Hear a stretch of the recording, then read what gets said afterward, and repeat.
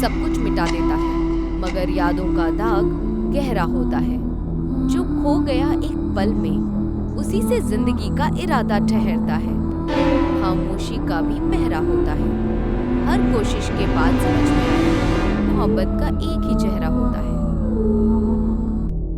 हरे भरे दरख्तों से घिरी पहाड़ी सर पर एक कार शांति से आगे बढ़ रही है। सड़क के दोनों तरफ हरियाली फैली हुई है और दूर पहाड़ों के ऊपर एक फार्म हाउस नजर आता है। कार चला रही रिया की नजर उस फार्म हाउस पर पड़ती है। उसे वो जगह बेहद खूबसूरत लगती है। वो आगे की सीट पर रखे अपने बैग से कैमरा निकालती है और कार को सड़क के किनारे रोकती है। रिया कैमरे को आंखों के सामने लाती है और तस्वीर लेने की कोशिश करती है, मगर कैमरा अचानक अटक जाता है। ये देखकर उसके चेहरे पर हल्की परेशानी आ जाती है। वो कैमरे को ध्यान से देखने ही वाली होती है कि तभी उसकी नजर आसमान पर जाती है। आसमान अचानक काला होने लगता है, जैसे किसी भी पल बारिश शुरू हो सकती है। रिया चौंक जाती है, कार स्टार्ट करती है और फिर से अपने सफर पर आगे बढ़ जाती है।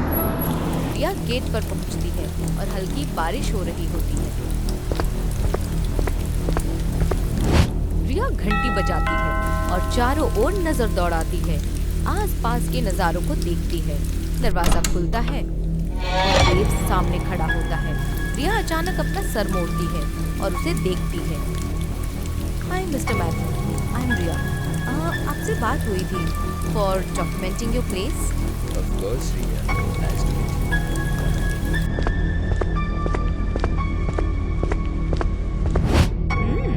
काफी खूबसूरत घर है आपका। देव हल्की सी मुस्कान के साथ जवाब देता है। आप यहाँ कितने वक्त से रह रहे हैं? यही कुछ सालों से। अब सब चले गए हैं और मेरा भी यहाँ दिल नहीं करता, तो सोचा ये सब छोड़कर वापस केरला शिफ्ट हो जाऊँ। Oh great. So what do you do there? I mean your profession? I am a reconstructive surgeon. आसान भाषा में बोलूँ तो प्लास्टिक सर्जरी करता हूँ। Oh really? That's really commendable. So आप वो सब छोड़कर यहाँ? रिया उसकी ओर मुस्कुराती है। कुछ वक्त बाद वो दोनों बैठ जाते हैं। देव रिया के सामने बैठता है और दोनों बातचीत जारी रखते हैं। लास्ट केस जो मैंने हैंडल किया था मेरी बेगम का था। कार एक्सीडेंट हुआ था। ट्रक के स्टील रॉड्स सीधा उसके चेहरे में घुस चुके थे। 23 स्टिचेस, 8 प्लेट्स मैंने खुद हाथों से लगाए। शायद वो दर्द उसके लिए मेरी मोहब्बत से बढ़कर था। उसने सर्जरी के 2 हफ्ते बाद। Sorry for your loss mister Matthew.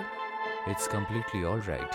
मेरा दिल वहाँ नहीं कर रहा था, इसलिए मैं अपने पेरेंट्स के साथ रहने के लिए इंडिया आ गया। लास्ट कोविड वो भी मुझे छोड़कर चले गए। So I am planning to sell off this property now and you can start your work the way you want.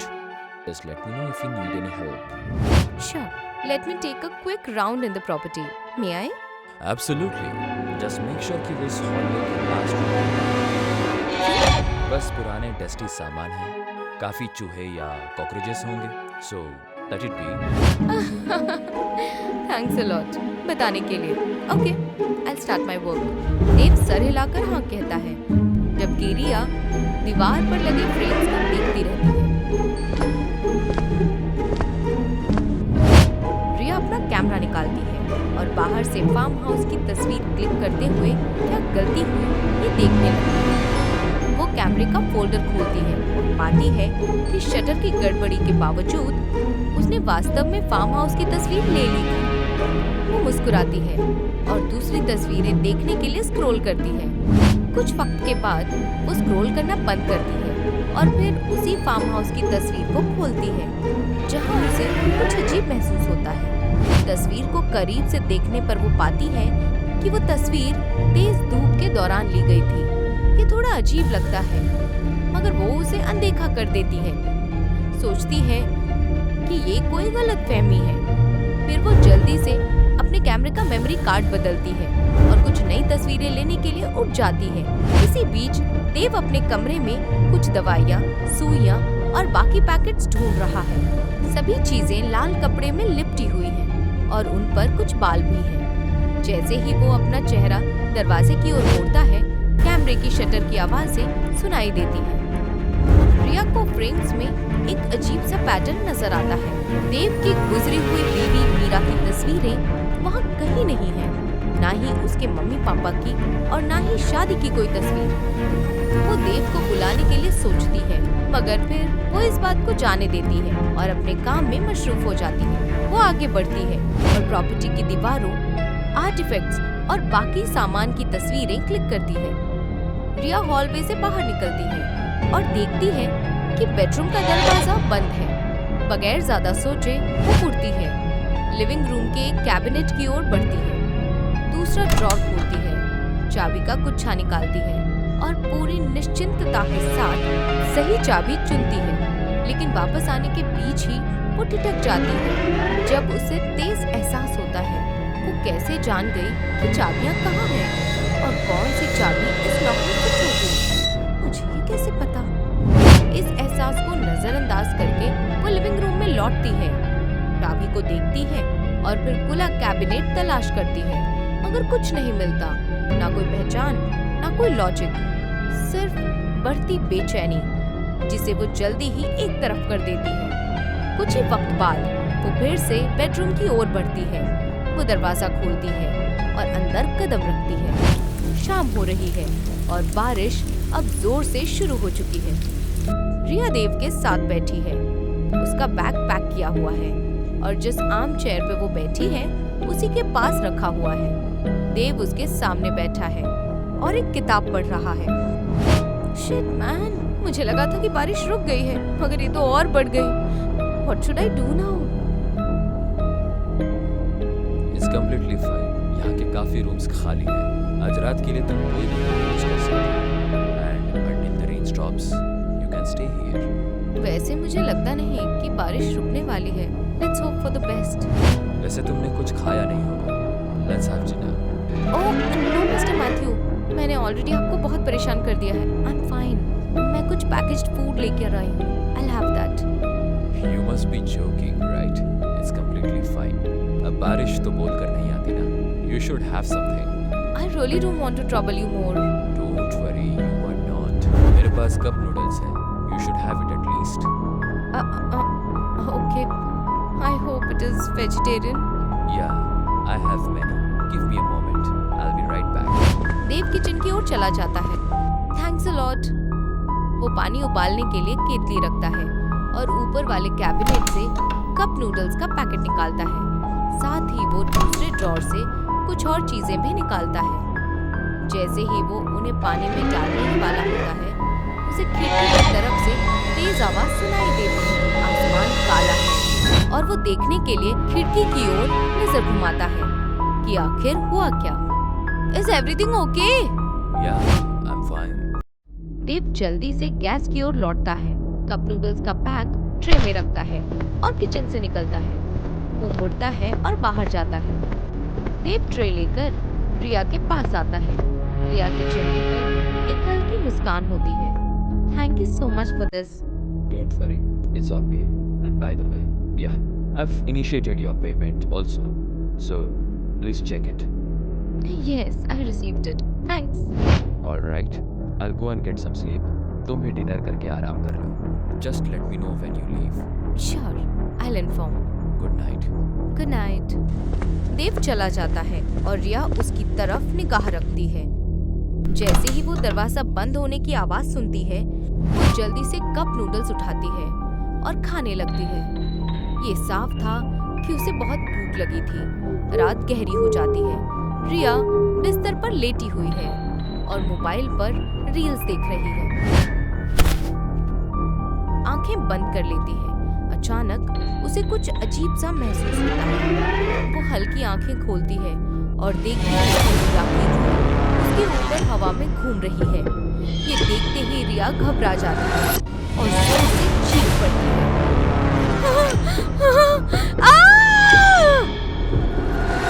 वो जल्दी से उठती है, गहरी सांस लेती है और समझती है कि शायद ये उसका भ्रम है। वो कमरे से बाहर आती है और पाती है कि घर में पूरी तरह अंधेरा है। कहीं कोई लाइट नहीं, सिवाय एक के जो हॉलवे के आखिरी में जल रही है। वही कमरा जिसमें देव ने उसे जाने से मना किया था। कुछ बेचैनी के साथ वो दरवाजे के पास चलकर कान लगाती है, सुनने की कोशिश करती है, मगर कोई आवाज नहीं आती। चारों ओर देखती है कि देव जागा तो नहीं है, और जब घर शांत लगता है तो वो धीरे से दरवाजा खोलकर अंदर कदम रखती है। वो कमरा देखकर वहीं ठिठक जाती है। वहाँ अलग अलग तरह के wigs, makeup kits, brush, mask और रस्सियों वाला एक चेयर रखा होता है। एक दीवार पर बहुत सारी पोलराइड तस्वीरें लगी हैं, हर एक पर हाथ से लिखा छोटा नोट। जब वो करीब से देखती है तो उसे डरावना एहसास होता है। फोटो में हर लड़की उसकी तरह दिखती है और मीरा भी उसकी तरह दिखती है, जो उसने पहले कभी नहीं देखा। साथ ही वो वही अजीब जादू टोना का सामान भी देखती है, खोपड़ी, कीलें और सिंदूर।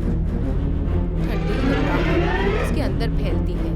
वो भागने के लिए मुड़ती है, अपनी चीजें उठाकर बाहर जाने की कोशिश करती है, मगर तभी देव अचानक उसका रास्ता रोक लेता है। डर उसकी आंखों में साफ नजर आता है। वो पीछे हटते हुए चेतावनी देती है और देव धीरे धीरे उसके करीब जाता है। Look, mister, don't touch me. देव उसके करीब जाता है। I said don't. I'm warning you. देव रुकता है और रिया की ओर देखता है। डर उसकी आंखों में साफ नजर आता है। आंसू की नमी उसके गालों पर नजर आती है और वो लगभग टूटने ही वाली है। आवाज में अजीब सा सुकून लिए देव बोलना शुरू करता है। मैं तुम्हें कोई नुकसान नहीं पहुंचाने वाला, बस मेरा साथ दो। मैं बुरा इंसान नहीं। What do you mean? साथ दो? वो लड़कियां कौन है? What the hell are you doing here? I can explain. I don't want to hear anything. मुझे जाने दो, मैं अपना मुंह बंद रखूंगी। I don't fear anyone, but लेकिन तुम्हें मेरी बात सुननी होगी। मुझे ना कुछ सुनना है और ना कुछ जानना है। Get off my way, or else तुम्हारे लिए अच्छा नहीं होगा। यहाँ दूर दूर तक कोई नहीं रहता। नियरेस्ट पुलिस स्टेशन भी 3 किलोमीटर दूर है। You can't do anything. रिया उसका कॉलर पकड़ती है और जोर से चिल्लाती है। What the hell are you up to? क्या चाहिए तुम्हें? अचानक एक ही पल में देव आगे बढ़ता है और पहले से भरी हुई एक सुई रिया को चुभाता है। एक तेज चुभन रिया को महसूस होती है और वो पीछे हटती है, गुस्से में चिल्लाते हुए। मगर जैसे जैसे वो चिल्लाती है, उसकी ताकत धीरे धीरे खत्म होने लगती है। सर घूमने लगता है, रिया की नजरें धुंधली हो जाती हैं और वो जमीन पर गिर पड़ती है। देव उसके ऊपर खड़ा होता है। रिया अपनी फीकी पड़ती हुई नजरों से ये देखती है जब अंधेरा उसके चारों ओर फैलता है। इसी पल का फायदा उठाकर देव उसे उठाता है और उसी कमरे की उसी चेयर पर बैठा देता है। उसके हाथ और पैर को कसकर रस्सी से बांध देता है। कुछ वक्त के बाद रिया को होश आता है। वो धीरे धीरे लौटती हुई नजरों से देखती है, बंधी हुई है। देव वहीं खड़ा है, मास्क उसकी गर्दन पर, एप्रन पर खून, सर्जिकल ग्लव्स पहने हुए और उसी खोपड़ी पर धुआंदानी से वो एक अजीब सी आरती कर रहा है। रिया गुस्से में चीख पड़ती है। What are you up to, you swine? मैंने तुम्हारा क्या बिगाड़ा है? I'm sorry Riya, I don't have any other option. अब जो मैं तुम्हें बता रहा हूँ, ध्यान से सुनो। मीरा मेरी लाइफ का वो हकीकत है जो आज तक मैंने किसी को नहीं बताया। मीरा से मैं उसी एक्सीडेंट के बाद मिला। उसकी रिकंस्ट्रक्टिव की सर्जरी मैंने ही की थी। हर दिन उसके साथ रहकर उसे देखकर मैं खुश होने लगा था। शायद वो मेरी मोहब्बत, मेरी ज़रूरत बन चुकी थी। इससे पहले कि मैं कुछ उसे कह पाता, उसने अपने आप को ख़त्म कर लिया। लेकिन मेरा क्या रिया, मैं तो उसके बिना नहीं रह सकता था ना। इसलिए मैंने सोच लिया मैं उसे फिर से बनाऊंगा। मैं उसे पाक कर ही रहूंगा, फिर चाहे कुछ भी हो जाए। देव, तुम्हें इस चीज के लिए इतनी लड़कियों को किडनैप किया? नहीं। क्या मतलब? देव हल्की मुस्कान के साथ एक तरफ हटता है और तस्वीरों से भरी दीवार को रिया को दिखाता है। रिया देखती है और उसकी सांस रुक जाती है। उसे जो चेहरे नजर आ रहे हैं वो किसी अजनबी के नहीं, बल्कि उसके ही हैं। हर तस्वीर, हर एंगल, हर नोट एक ठंडी सिहरन उसकी रीढ़ में दौड़ जाती है। जब सच सच उसके सामने आता है और कांपती घबराई नजरें लेकर वो धीरे धीरे डेव की ओर देखती है। See how far we came.